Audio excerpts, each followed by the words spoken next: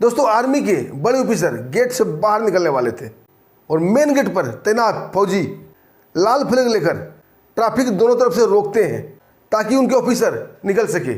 और ट्रैफिक रोकने के सिलसिले में नेताजी का काफिला रुक जाता है और इससे नेताजी भड़क जाते हैं और काफ़ी आग बबूला हो जाते हैं और नेताजी का झगड़ा उस आर्मी जवान से हो जाता है। और मंत्री जी चिल्लाते हुए बोलते हैं, तुम्हें नहीं मालूम तुमने किसे रोका है? हम मंत्री हैं, हम सिस्टम चलाते हैं, तुम्हारी वर्दी 2 मिनट में उतार देंगे। आर्मी वाला हंसते हुए बोलता है, नेताजी ये आर्मी एरिया है, आपका संसद नहीं, और आर्मी वाले के ऊपर ये फालतू आरोप झाड़ने की कोशिश नहीं करना। दोस्तों वो मंत्री चिल्लाते हुए बोलता है, हमारे एक इशारे पर आम पब्लिक तुम्हें यहाँ से उठा ले जाएगी, पब्लिक हमारे साथ रहती है। फौजी हंसते हुए बोलता है, तुम नेता आम पब्लिक को बेवकूफ़ बना के जाति के नाम पर, धर्म के नाम पर, वोट के नाम पर लड़ाते हो। हम फौजी आम पब्लिक के लिए अपनी जान हंसते हंसते बॉर्डर पर कुर्बान कर देते हैं और पब्लिक हमें सिर माथे पर चढ़ा कर रखती है। दोस्तों नेताजी अपने बॉडीगार्ड को इशारा करता है और बॉडीगार्ड जंप करके नीचे उतरता है। फौजी तन के खड़ा हो जाता है और बॉडीगार्ड को ललकारते हुए बोलता है, आ जाओ सामने, देखो हम फौजी में कितनी दम होती है, कितनी ताकत होती है। उसके बाद जो होता है दोस्तों बड़ा दिलचस्प होता है। नेता को उसकी औकात की पता चल जाती है। आम पब्लिक भी भारत माता की जय के नारे लगाने लगते हैं। आइए दोस्तों पूरी कहानी को जानते हैं विस्तार से। दोस्तों कहानी शुरू हो इससे पहले आप लोगों को बहुत बहुत शुक्रिया, दिल से धन्यवाद। आप लोग काफ़ी हमें सपोर्ट करते हैं और आपके सपोर्ट से ही हम चलते हैं दोस्तों, क्योंकि हम आपके दोस्त, आपके भाई हैं। अपना आशीर्वाद हमारे ऊपर बनाए रखिएगा, हमें आपके आशीर्वाद और सपोर्ट की ज़रूरत है। दोस्तों एक कहानी की शुरुआत झारखंड के रांची के लालबत्ती चौक से होती है। लालबत्ती चौराहे के पास बड़ा सा आर्मी कैंप है। ऐसे तो उसके कई गेट हैं, 1 नंबर से लेकर 5 नंबर तक, लेकिन गेट नंबर 1 लालबत्ती से बिल्कुल सटा हुआ है और केवल आर्मी वाले वहाँ से इन आउट होते हैं। और जो बच्चे आर्मी स्कूल में पढ़ते हैं वो स्कूल बस भी उसी गेट से जाती है। वहाँ कई फौजी ड्यूटी पर तैनात रहते हैं। दोस्तों ये घटना 20 अगस्त की है। 20 अगस्त को आर्मी के ब्रिगेडियर साहब को मिलिट्री हॉस्पिटल जाना था और मिलिट्री हॉस्पिटल वहाँ नामकुम में है।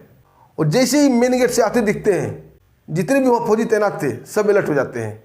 दोस्तों फौजियों का एक रूल है, जब उनके बड़े अधिकारी उस गेट से बाहर निकलते हैं ना, तो 2 फौजी दौड़ के लाल फ्लैग लेकर दोनों तरफ ट्रैफिक को रोक देते हैं ताकि कोई एक्सीडेंट ना हो। और बड़े अधिकारी बड़े आराम से निकल जाते हैं क्योंकि रोड जो है मेन हाईवे पड़ता है।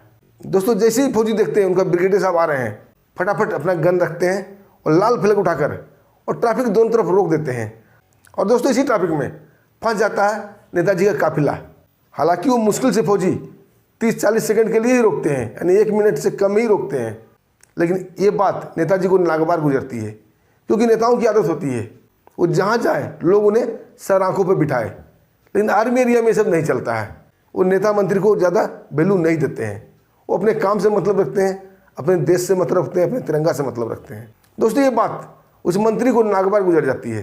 फौज के बड़े ऑफिसर बाहर निकल जाते हैं, ट्रैफिक फिर से चलने लगता है, लेकिन वो मंत्री रोब में अकड़ा हुआ सीधा उस फौजी जवान के पास आकर रुकता है और नीचे उतरता है और जवान को बोलता है, तुम्हारी हिम्मत कैसे हुई, तुम्हारी औकात कैसे हुई हमारा काफिला रोकने का, तुम्हें मालूम नहीं हम कौन हैं?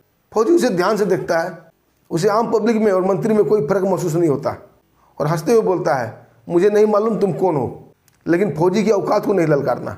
अगर तूने फौजी की औकात को ललकार दिया ना, यहीं ज़मीन पर गिरे मिलोगे। दोस्तों ये सुनकर वो नेता और भड़क जाता है। अब बोलता है, हम मंत्री हैं। फौजी बोलता है, हमें क्या, तुम मंत्री हो या संतरी हो, जाओ, हमने तुम्हारा क्या बिगाड़ा है और तुमने मेरा क्या बिगाड़ा है, हमसे तुमको मतलब क्या है, जाओ तुम अपना काम करो। लेकिन वो नेता बोलता, नहीं, तूने काफिला रोका कैसे? फौजी बोलता, हमने कोई काफिला नहीं रोका, हमारे आला अधिकारी निकल रहे थे, हमने थोड़ी देर के लिए, कुछ सेकंड के लिए ट्रैफिक को रोका था ताकि कोई एक्सीडेंट ना हो। दोस्तों ये बकझक देखकर वहाँ कुछ पुलिस वाले भी आ जाते हैं और मंत्री को देखते ही जोरदार सलूट मारते हैं। मंत्री और अखड़ने लगता है और पुलिस वाले को बोलता है, इस फौजी को पकड़ो, इसे गिरफ्तार करो। दोस्तों पुलिस वाले फौजी को देखते ही हिचकिचाने लगते हैं और आगे नहीं बढ़ते हैं। दोस्तों ये देखकर वो मंत्री और गुस्सा हो जाता है और अपने बॉडीगार्ड को ललकारता है और ललकारते हुए बोलता है, इस फौजी को पकड़ो और इसे सबक सिखाओ। तभी वो फौजी तन के खड़ा हो जाता है और बॉडीगार्ड को ललकारते हुए बोलता है, आ जाओ देख लो हम फौजियों में कितना दम होता है। और दोस्तों नेताजी के इशारे पर बॉडीगार्ड जंप करके गाड़ी से उतरते हैं और उस फौजी पर टूट पड़ते हैं। दोस्तों फौजी और बॉडीगार्ड में जम का फाइट होता है। 5-5 बॉडीगार्ड थे, फौजी अकेला था, लेकिन क्या मजाल कि फौजी डर जाए किसी को लात मारता है, किसी को गुस्सा मारता है, किसी बॉक्सिंग मारता है, और एक एक करके बॉडीगार्ड गिरते जा रहे थे। दोस्तों आम पब्लिक सांस रोके ये तमाशा देख रही थी।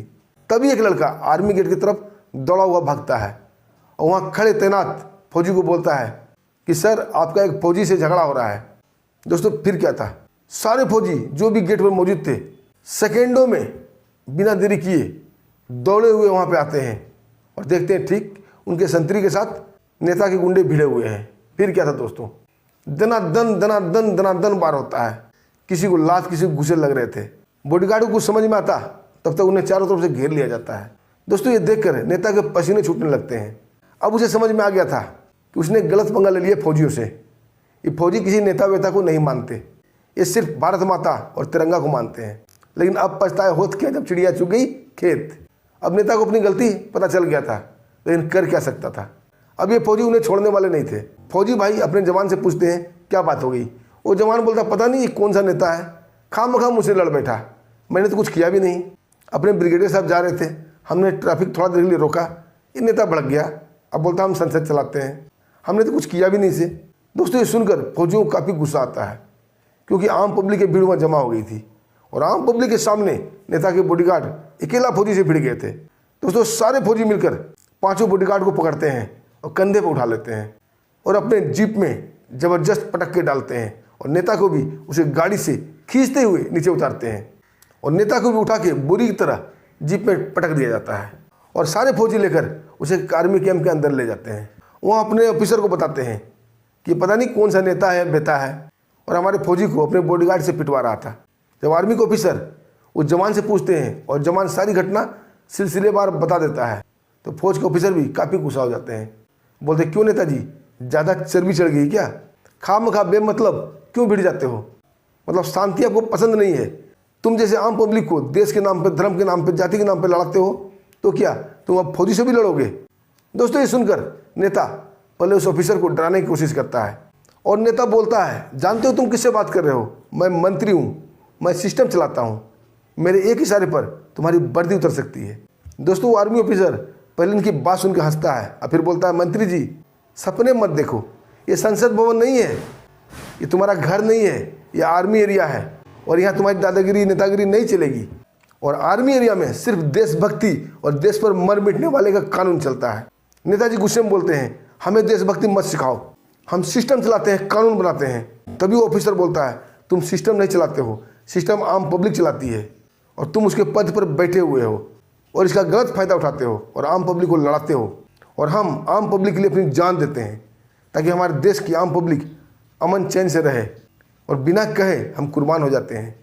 ये अंतर हम में और तुम में। आज तुम नेतागिरी झाड़ रहे हो ना, ये फौजियों की देन है। नेता के भाषण से ये तिरंगा नहीं लहराता है, तिरंगा फौजियों के खून से लहराता है। तभी नेताजी बोलते हैं तुम फौजी हमें देशभक्ति सिखाओगे, हमें देशभक्ति मत सिखाओ, हमें पता है। तभी वो आर्मी के ऑफिसर बोलते हैं देशभक्ति सिखाई नहीं जाती नेताजी, देशभक्ति खून में होती है और तुम्हारे खून में सिर्फ लूट और स्वार्थ है। दोस्तों इधर ये बातें हो रही थी और उधर बाहर हड़कंप मच जाता है। वो पुलिस वाले एसपी साहब को फ़ोन करके बताते हैं कि मंत्री जी को और उसके बॉडीगार्ड को फौजी अंदर आर्मी कैंप में लेके चले गए हैं और आर्मी कैंप के अंदर कोई नहीं जा सकता।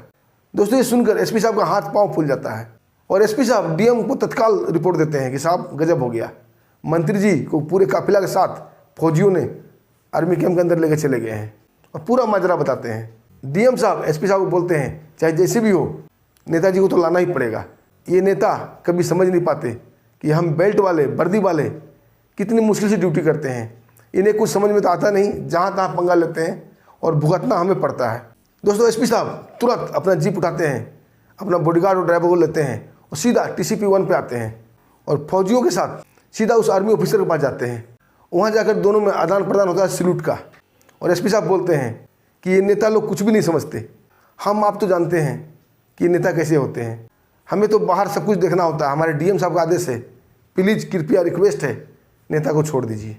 आर्मी ऑफिसर बोलते हैं हमें नेता से कोई दुश्मनी नहीं है, लेकिन ये मूर्ख नेता हमारे फौजी जवान को अपने बॉडीगार्ड से पिटवाने चला था, इसी गुस्सा में इसे उठा कर लाए थे ताकि इसे पता चले कि सिस्टम होता क्या है। सिस्टम ये नहीं जो नेता बोल दे। तब तक उस मंत्री को भी एहसास हो गया था कि फौजी एरिया में किसी का राज नहीं चलता, यहाँ देश पर मर मिटने वाले सरफिरे रहते हैं। तभी आर्मी ऑफिसर बोलते हैं इस मंत्री को मेरे आर्मी जवान से माफ़ी मांगनी पड़ेगी, तभी ये जा सकता है। दोस्तों एसपी साहब मंत्री जी को बोलते हैं कि गलती आपकी है मंत्री जी, इस जवान को तो पता भी नहीं था कि आपका काफिला आ रहा है, आप इस जवान से माफ़ी मांगिए। तब तक मंत्री को भी अपनी गलती का एहसास हो गया था और उस जवान से हाथ जोड़ के माफ़ी मांगता है। और एसपी साहब बोलते हैं ठीक है मंत्री जी, जो हुआ सो हुआ, आप गाड़ी में बैठिए चलिए। और जैसे ही वो मंत्री गाड़ी में बैठने वाला होता है तभी उस आर्मी ऑफिसर का कड़कता हुआ आवाज़ सुनाई पड़ता है, नहीं मंत्री जी आप गाड़ी में नहीं बैठोगे, ये हमारा आर्मी एरिया है, देश पे मर मिटने वाले का एरिया है, इसे आप गाड़ी पर चढ़ के नहीं जा सकते, आप यहाँ पैदल जाओगे गेट तक, ताकि आपको एहसास हो और यहाँ की हवा आपको एहसास दिलाए कि देशभक्ति में कितनी पावर होती है, जो आपकी राजनीति से ज़्यादा होती है। और दोस्तों एसपी साहब के साथ नेताजी पैदल पैदल TCP 1 यानी कि गेट नंबर 1 तक आते हैं। अब उन्हें एहसास हो गया था देशभक्ति के सामने सब रंग फीका है। दोस्तों बाहर आम पब्लिक का भीड़ इंतजार कर रहा था कि आखिर होता क्या है, और एसपी साहब नेताजी को लेकर बाहर आते हैं। पूरा आम पब्लिक भारत माता की जय, आर्मी वाले की जय, जय हिंद के नारे लगाते हैं। दोस्तों ये नारे सुनकर नेताजी शर्म से पानी पानी हो जाते हैं। दोस्तों आपको क्या कहना है इस वीडियो पर, आपको क्या अच्छा लगता है, राजनीति या देशभक्ति? दोस्तों छोटा सा कमेंट जरूर कीजिएगा और जय हिंद लिखना नहीं भूलिएगा। दोस्तों फिर मिलते हैं एक शानदार ऐसी कहानी के साथ, तब तक के लिए हमें आज्ञा दीजिए। नमस्कार, जय हिंद, जय भारत।